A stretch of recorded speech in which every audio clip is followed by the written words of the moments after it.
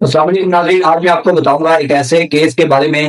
جس میں انصاف، سیاست، پولیس کی مبینہ بدعنوانی اور ایک ماں کی ممتا کی جنگ شامل ہے۔ یہ کہانی ہے کنکور کے علاقے کرم پور کی، جہاں پر سمور نامی ایک خاتون کو قتل کر دیا گیا اور اسی کے قتل کے الزام میں اس کے اپنے حقیقی بھائی کو نامزد کر دیا گیا اور اصل ملزمان کو بڑی ہی چالاکی سے بچا لیا گیا۔ کیا مہراب بمدانی واقعی اپنی حقیقی بہن کا قاتل تھا یا پھر اس کے خلاف بہت بڑی سازش کی گئی تھی؟ ناظرین، 5 دسمبر 2021 کو پولیس کی مدیریت میں ایک FIR درج ہوتی ہے جس میں بتایا گیا کہ مخبر کی اطلاع ہمیں ملی کہ سمور نامی ایک خاتون جو کہ اپنے شوہر کی وفات کے بعد اپنے ہی بھائیوں کے ساتھ رہائش پذیر تھی، اس کو بڑی بے دردی سے قتل کر دیا گیا ہے۔ پولیس کے مطابق جب ہم موقع پر پہنچے تو اتاق میں ایک لاش موجود تھی اور اس کے ساتھ ایک بوڑھی خاندانی نامی خاتون بھی موجود تھی جو کہ اس کی والدہ تھی۔ اس لاش کو ہاسپٹل میں پوسٹ مارٹم کے لیے شفٹ کیا گیا اور اس کے بعد اس کی تدفین و تدفین کے لیے اسی کے بھائی مہراب بندلانی کے حوالے کر دیا گیا۔ اور بعد میں پولیس نے بدعنوانی کا شکار ہوتے ہوئے بڑی ہی مہارت سے اسی حقیقی بھائی کو اپنی بہن کے قتل کا ملزم ٹھہرایا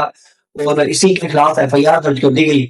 وہ قتل کی وجہ یہ بتائی گئی کہ اس کی بہن کے عبد الغفار نامی ایک شخص کے ساتھ ناجائز تعلقات تھے، جس کے بارے میں اس کو علم ہوا تو اس نے اپنی بہن کو غیرت کے نام پر قتل کر دیا۔ اسی بنا پر ملزم کو گرفتار کر لیا گیا اور سیشن کورٹ میں اس کا ٹرائل شروع ہوا۔ پروسیکیوشن کے پیش کیے گئے تمام گواہان کے بعد ملزم نے 540 CRPC کے تحت ایک درخواست گزاری کہ اس کی والدہ کو بھی اس کیس کی گواہی میں شامل کیا جائے۔ بڑی حیرت کی بات یہ تھی کہ FIR کے مطابق جب پولیس موقع پر پہنچی تو اس لاش کے پاس اس کی والدہ خانزادی بھی موجود تھی، لیکن اس کو اس کیس کی گواہی میں بھی شامل نہیں کیا گیا۔ ملزم کی درخواست کو منظور کرتے ہوئے عدالت نے اس کی والدہ کو گواہی کے لیے طلب کیا اور خانزادی نے جب عدالت میں آ کے اپنا بیان نکال کے لایا تو اس نے اپنے بیان میں بتایا کہ میری بیٹی کا قاتل مہراب بمدانی نہیں بلکہ توق علی گوہر، صدیق تنگو اور مہراب نندوانی ہے۔ جس پر اس سے سوال کیا گیا کہ تم نے پہلے پولیس کو ان کے بارے میں کیوں نہیں بتایا اور ان کو نامزد کیوں نہیں کیا، کیوں نہیں کروائی؟ تو یہاں SHO کی بدعنوانی ظاہر ہوئی جب خانزادی نے یہ بتایا کہ میں نے ان ملزمان کے بارے میں SHO کو بتایا تھا اور ان کے خلاف FIR درج کرنے کا بھی کہا تھا،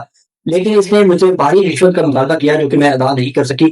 اور اس نے وہی رشوت ملزمان سے لے کر میرے اپنے ہی حقیقی بیٹے کو اس قتل کا ملزم ٹھہرایا اور اس کے خلاف ہی FIR درج کر دی۔ تو اس ناانصافی کے خلاف میں اپنی بیٹی کی لاش جو ہے روڈ پر رکھ کر احتجاج بھی کرتی رہی کہ میرے ملزموں کو نامزد کیا جائے اور میرے بیٹے کو اس FIR سے جو ہے بے گناہ کیا جائے، لیکن کسی نے نہیں سنی۔ تو ناظرین، ملزم کے وکیل نے دلائل دیے کہ پوسٹ مارٹم کے لیے اور لاش کی شناخت کے لیے بھی ملزم کو ساتھ رکھا گیا اور جنازے اور تدفین و تدفین کے لیے بھی لاش اسی کے حوالے کی گئی تھی۔ اگر اس نے قتل کیا ہے تو ملزم کو پہلے سے گرفتار کیوں نہیں کیا گیا اور اس کے خلاف FIR کیوں نہیں درج کی گئی؟ سب سے اہم بات یہ تھی کہ جو قتل کی وجہ بتائی گئی کہ عبد الغفار کے ساتھ اس خاتون کے ناجائز تعلقات تھے، جس وجہ سے مہراب ابرانی نے اپنی بہن کو قتل کیا ہے۔ اور عبد الغفار نے عدالت میں آ کے بیان دیا کہ نہ تو اس کے ایسے کوئی تعلقات تھے اور نہ ہی مہراب ابرانی نے اپنی بہن کو قتل کیا ہے۔ تو یہ جو قتل کی وجہ بھی پولیس کی طرف سے بتائی گئی تھی وہ بھی جھوٹی ثابت ہو گئی۔ ان تمام مدلل دلائل کے باوجود ایڈیشنل سیشن جج کنکورٹ نے ملزم کو 14 اکتوبر 2023 کو عمر قید کی سزا سنا دی۔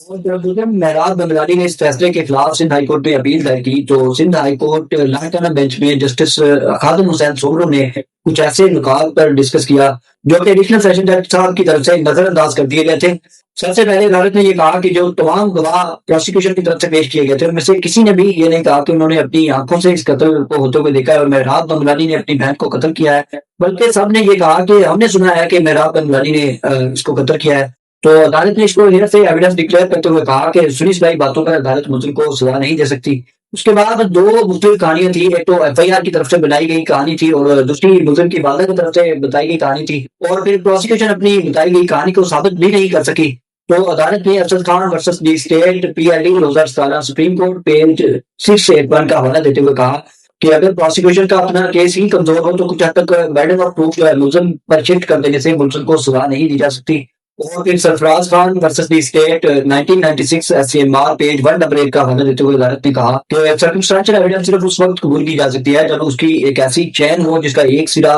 لاش کے ساتھ جڑا ہو اور دوسرا ملزم کی گردن میں ہو۔ اور وجاہت ورسس گلدرز 2019 SCMR پیج 1451 کا حوالہ دیتے ہوئے عدالت نے کہا کہ صرف وضاحت نہ دینے پر ملزم کو سزا نہیں دی جا سکتی۔ تو ناظرین، 3 اکتوبر 2024 کو عدالت نے شک کا فائدہ دیتے ہوئے ملزم کو بری کر دیا اور کہا کہ اگر شک کا فائدہ ملزم کو دے کر بری کیا جائے تو یہ اس کا حق ہے، نہ کہ اس کو کوئی دی جانے والی رعایت ہے۔